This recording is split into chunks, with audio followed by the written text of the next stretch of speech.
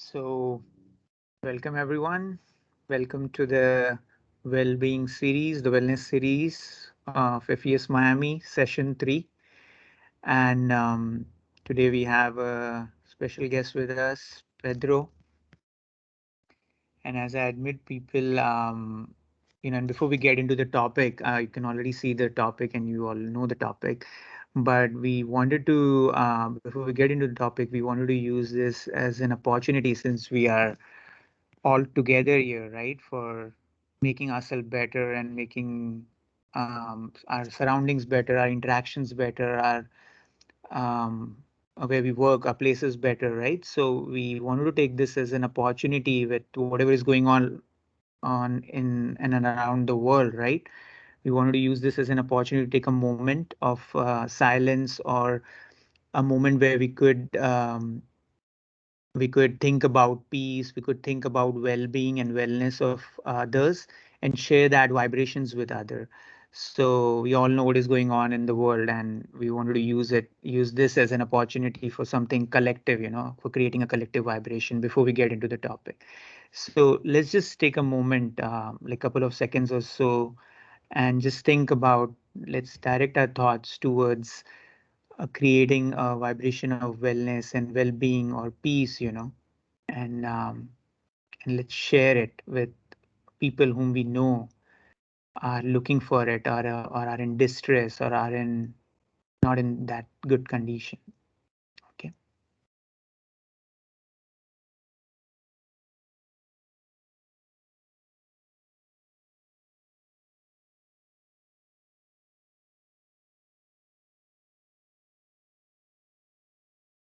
So I hope we all were able to share that vibration. So now getting into the topic, and which is also very, very relevant to the times, on what times it is, on times of stress or times of critical decision making, right? With whatever is going on in the world. So I think this topic is very apt from that point. So today's topic is decision making, and our speaker and presenter today is Pedro. And he, just to mention some things about him, he is a professional engineer and he likes to call himself a lifelong learner and a teacher. As a professional engineer, he has worked 30 years in AECOM. And then in 2018, he founded Zumacon, his company, which does management, valuation, and employee development consultancy. He has co-created DS, if I'm pronouncing it wrong, right, I'm sorry. And you can see it on the slide here. That's DS, which is a holistic employee development program. And I think he does trainings and everything in terms of things which could be used for development of the employees. And I think decision making is part of his training too. And he has a bachelor's and master's degree from of civil engineering from UF. So go Bulls. And so although I'm not a bull, I'll say go Bulls. And then he also has his advanced valuation from New York University and leadership training from UCLA. So over to you, Pedro. No, thank you very much, Tej. Appreciate the time and good afternoon to all. Just so you know, I'm dealing with my son is making a decision to go to Florida State University. So I, as a Gator, that's a challenging situation that we're working through. But anyways, thanks for joining. And the topic of today is decision making. And what we'd like to do over this next few minutes, and we look forward to interaction, and I'm going to ask some questions and Tesh will help us kind of move along the subjects, but really want to touch on four items. One being sort of fundamentals on decision making. Talk about what we call on being human, and I'll explain how that's relevant to decision making. And then we're going to touch on mental models and tools. And we look at the end of this meeting that you will be able, hopefully, to expand your toolbox and perhaps hopefully learn a couple of things on decision making. So just starting on the basics, decision making is the process of making choices. And we make choices, some that are consequential, some that are routine. And sort of the idea is, can we can we become better decision makers? So I'm going to ask this question now at the beginning. So is decision making an art, a science, acquired skill, or gift acquired at birth?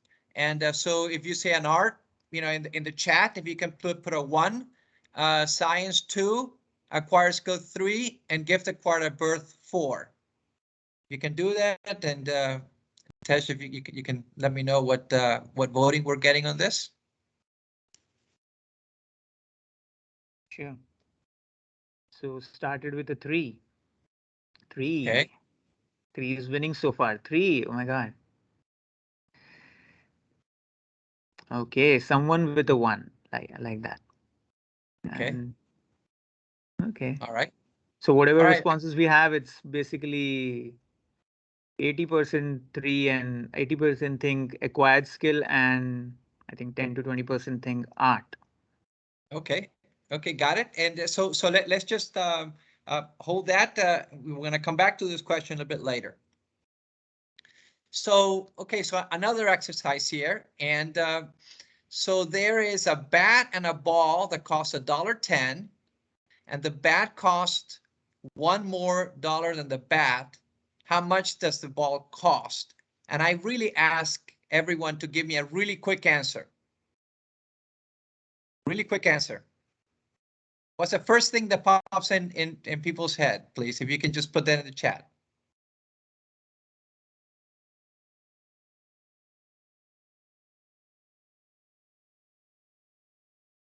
Anyone put an answer yet or no?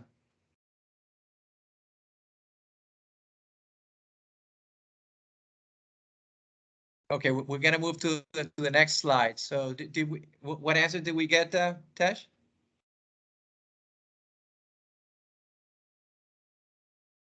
Sorry, Tesh, I can't hear you. Says you're mute. You're Yeah, muted. you're mute, Tesh. Oh, I'm sorry. Yeah, it's 10 cents. That's the answer we got. 10 cents. Okay, got it. Okay, yeah. That's a quick answer. Got it. 10 cents. All right, let's keep going. We're going to come back to this question. So how do we make decisions? With our brain, our hearts, or both? 1, 2, 3. One brain, hearts, and both. 3. 3. We started with a 3. 3. 3. 3 is ruling all the way. Okay, all right, all right. Mm-hmm. So let's talk then about our decision-making operating system. So we operate in 2 modes of processing, what is called fast or system 1 and slow system 2. So when I ask you what's 2 plus 2, in our brains automatically you get 4. That's a fast system. If I ask you 35 times 27, unless, well, if you have that immediate answer, please give me a call, because I think we can do lots of good things. But my guess is that at least for some of us, that's a really hard number. So we can sit down, think about it, and start multiplying, right? So that invokes what we call a slow system. So system 1 is fast. It's unconscious thought, automatic, effortless, everyday decisions. It's kind of narrow framing, just whatever comes first. So when you drive to work, sometimes I bet you could drive to work and you don't even realize that you got there, and it's automatic, right? So that's system 1. System 2, slow, conscious thought, controlled, effortful, complex decision, rule governed. So, these 2 systems are interacting in our brain. So if we say, okay, I'm going to go ahead and I'm going to work on an engineering design, and I'm going to sit down, system 2 is working through it. Now you may become such an expert that a system 2 item may become system 1, because you just, in some areas of expertise, that's actually possible. You may see some amazing, for example, tennis player, the professional that does things automatically. Well, because they've done that, thousands of times. So the interactions between system 1 and system 2, think of them as system 1 as a group of reporters and system 2 as the editor. And essentially what happens, system 1 generally leads your automatic response and so on, and guides system 2. Okay, so I would imagine most of us would say, you know what, there's, so let's say the rational side of me and so on, the emotional side of me, you know, I'm generally controlled by the rational. I think that's what we would want to generally say. The reality is that system 1 is generally what's controlling and guides system 2. So we need to be aware of that. You know, we think that we can actually, you know, we are very systematic and thorough, but generally speaking, system 1 is always there saying, okay, let's go, come on, you know, good decision forward. So just be aware of that. So let's go back to this bat on the ball problem. Okay, do we have any answers to this one aside from 10 cents? And by the way, whoever gets the correct answer gets a book.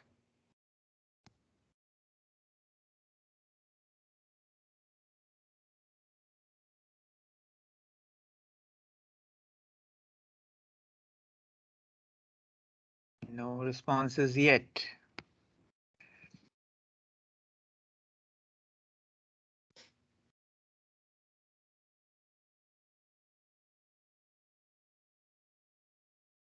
I think everybody's sticking to their 10 cents as an answer. Okay, got it. Okay, Yeah. so if a bat. Oh no, and we do ball, have a different answer from Daniel. It's 5 cents. okay, so let's see. So And then if yeah, now from Shaheen too. Yes. okay, so let's see. So we say if the ball costs 5 cents, right, and the bat on the ball costs 110. So then how much is the bat if it's 5 cents?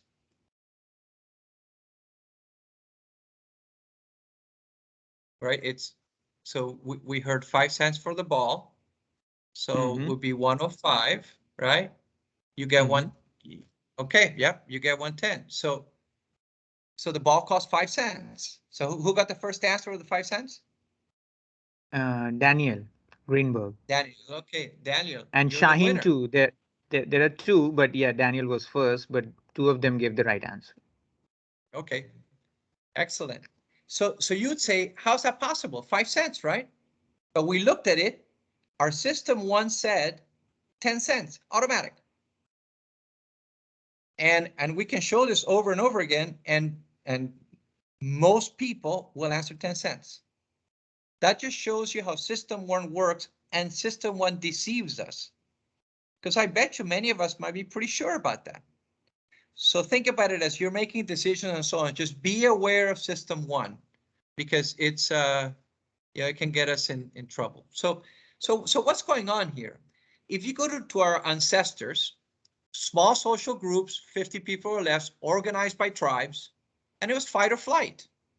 So 5,000 years ago, 10,000 years ago, you were in, you know, I don't know, African savanna, and there was some sort of a rustling in of the leaves. You know, essentially, my guess is that the a little slightly more paranoid person was like, you know what, I'm going to get out of here. The person that was kind of exploring then gets eaten by the tiger.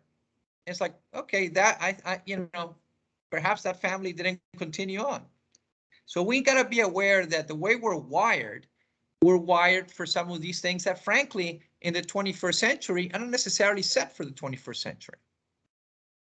We tend to follow the crowd.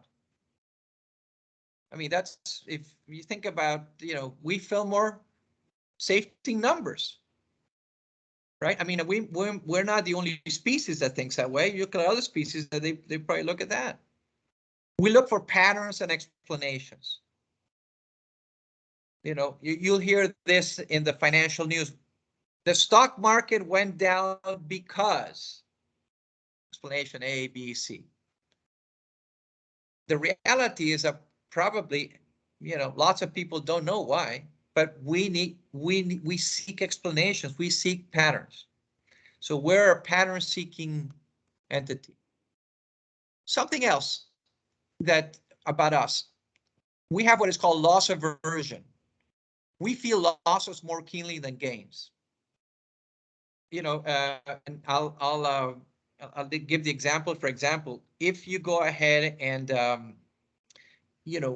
win something versus losing, you feel the loss a lot more. I mean, you'll see, for example, if people have 401ks and they're, let's say they buy some stock in their 401k, you want to break even. If it gained, and it's essentially, the research says about, at least twice more feel pain than pleasure. We tend to be overconfident. So, okay, what is the deadline for that project? Yeah, we'll be good to go. Look, we're planning this. We're going to get to that final date. No problem. Okay. I can tell you that, and there's another term called planning fallacy. So one of the things you have to work on is saying, okay, we tend to be overconfident. So what can I do about it to prepare to manage that overconfidence issue? We tend to anchor. So when we say anchor, is we rely on the piece of information offered. So if you go to let's say, shopping mall, and let's say you go to any of the stores, you're going to see sales all the time. It's not that you see sale. If you go to, let's say, any of them, you're always going to find a sale, right? There isn't one time you're going to go there, no sales. They're anchoring you. They're saying, hey, look, this is, look at this price. Or they may put products in a way in which, oh yeah, this only costs that. Is this much less? So you feel better. Not necessarily quite useful. Confirmation bias. We tend to look for information that confirms our beliefs. So in our tribe, we believe these things. So yep. So essentially, when you get new information, yes, it fits my narrative. We have this mindset of our story, of our lives, and of those around us, and so we tend to confirm. And just so you know, these are called biases that humans have. There's over 100 of them. I'm just going through a few of them. So an endowment effect. So let's say you go buy something. Oh no, well, let's make it even easier. Our children. I can tell you that. Well, I'll give you an example. My grandma, when she was referring to me, and I would look at the grades versus what the level of intelligence my grandmother had, there was a disconnect. It's endowed. We've got to be aware of all these items. So, as you know, we've worked a little bit on being human. Some of our challenges, some of our biases. So then, one of the ways we can work on decision making is to lay out what we call mental models. So how do things work? That's a mental model. So, friction, golden rule, natural selection, these are all mental models. Now, the challenge, though, is that, as Charlie Munger says, to a person with a hammer, everything looks like a nail. You say, okay, yeah, I have this tool I know how to use. I'm going to use it for everything. Well, in decision making, that might not be most useful. So Munger recommends you need to have a mental toolbox or mental models. He uses the term a lattice work of mental models that you can pull on. And I would, like I said, encourage you, what I call lifelong learning. Keep learning. We've gone to college, keep learning from multi-disciplines, because you can borrow from others. And as you look to solve, make decisions. So let's touch on 3 mental models that we think should be in every toolbox. 80-20, KISS, and align incentives. So 80-20 are the Pareto principle. 20% of the effort achieves 80% of the results, which really kind of says, hey, look, focus on what's really important. That's the, that is, if we can live our lives with that 80-20 mindset, it really makes a huge difference in our decisions. So let's see, we got 40 hours in the week. Let's say we're working. So 20% of the time is 8 hours in a week.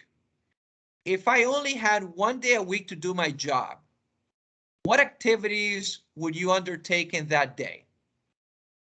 Right? So now we're now in the world of saying my time is so valuable that, what do I really have to do to be effective in the company? So what are the things that I do in the company or in my personal life that bring most value? This is, what we call 80-20 in action.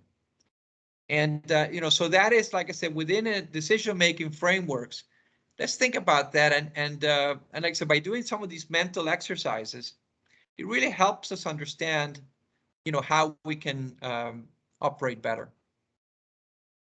So how should we prioritize our time at work?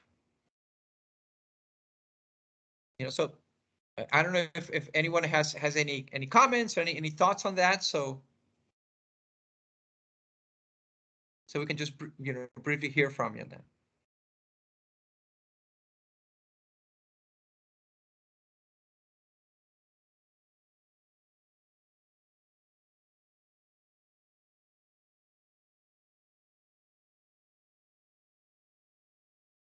Any comment on how we should prioritize?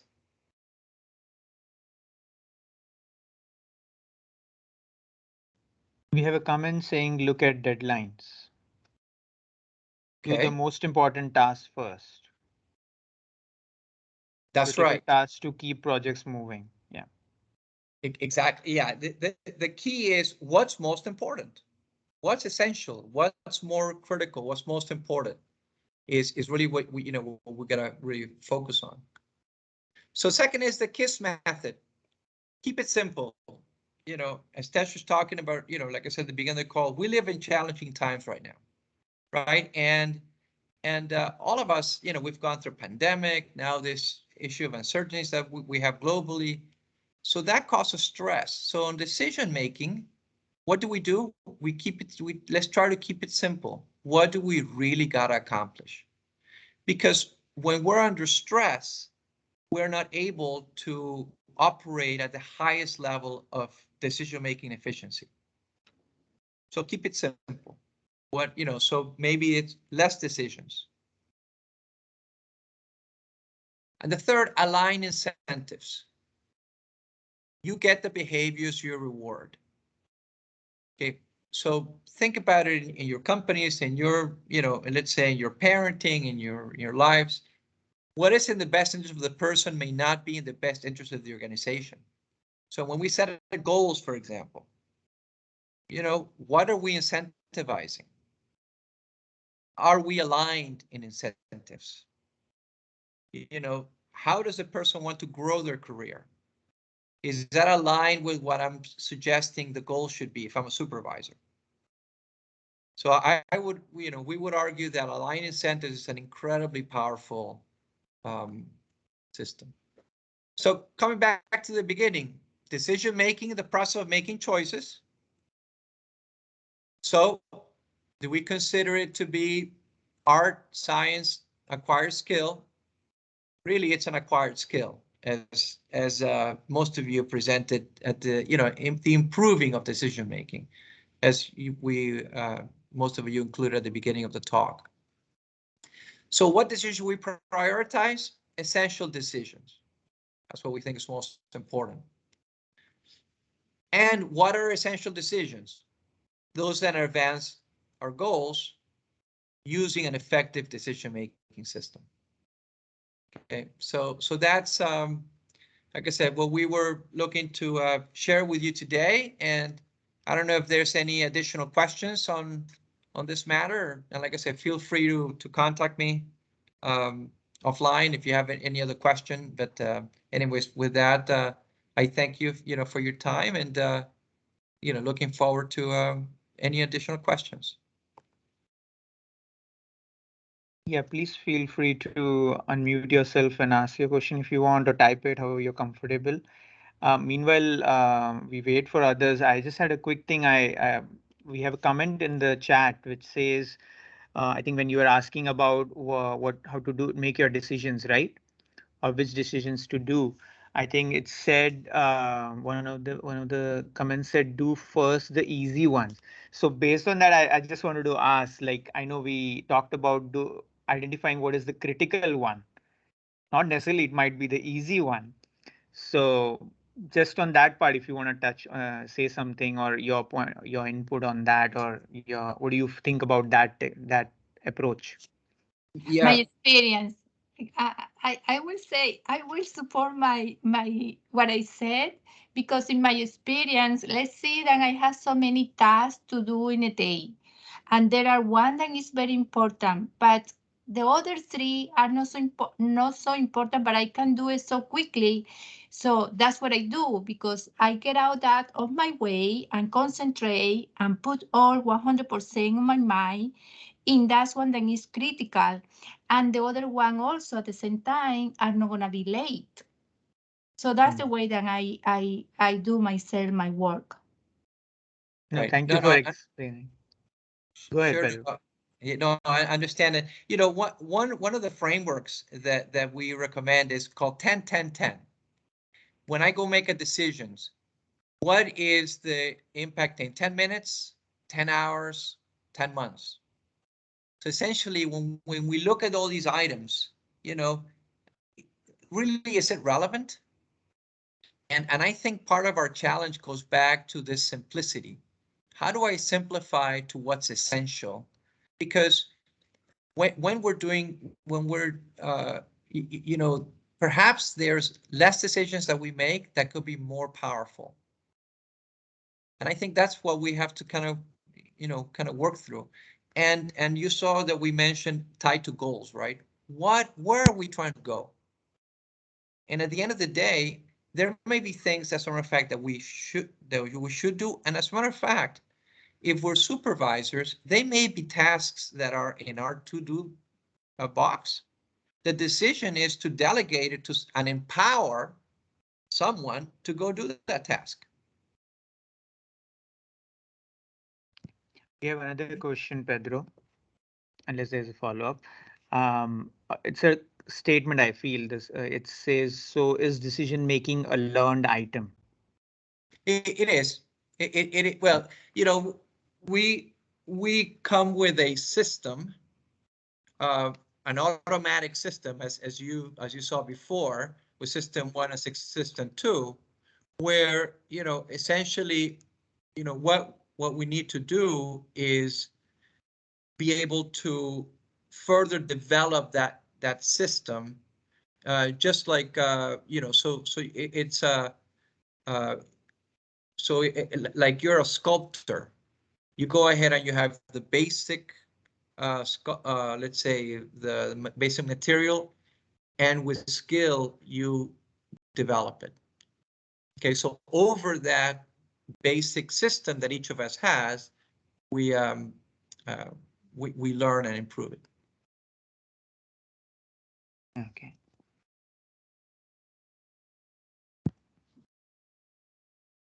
Yeah, I don't see any other questions. If not, then I would like to thank Pedro for this wonderful presentation, and specifically, I love the mental toolbox. I really see a lot of value in having a mental toolbox where we could fall on when we get in situations which are not so good, right? So, and which always happens more or so often, you know. So really see a lot of value in it. Love the 80-21. That's a good one. And KISS too, keep it simple. So thank you for being part of this and giving us your time and your valuable input. Really appreciate that. Um, and I think the two winners, Danny and Shaheen, will be sending you the book. I The think it's a books. digital book, right? Is it? Yes. Okay, so it will be a digital book, so you'll get it by your email. And about the next session, before we go, I just wanted to talk about the next session. The next session is on leading from within, which is on May 11th. So I just want to encourage everybody to. So if we are going to keep the same link and the same invite, so you don't. If you have already signed up for this one, then you will get a link for that one too. I'll be sending it, so you don't have to sign up again. But so I think that is it. So the next one for this season would be Leading from Within on May 11th. So thank you, everyone. Pedro, you want to say anything? Yes, I saw a question. If someone Oh, is it? wants to get the book, the book that is will be gifted is The Art of Playing Defense by Whitney Tilson. Oh, yeah. We never said what the gift is, right? That's it. Okay. Thank you very much. Thank you, everyone. Thanks a lot. You. And this will be recorded, so you'll be able to um, hear it if you want to. Okay, we'll be sending the link to everyone. Thank you. Thank you. everyone. Thank you. Have a good one, everyone. Thank you. Bye-bye. Bye-bye.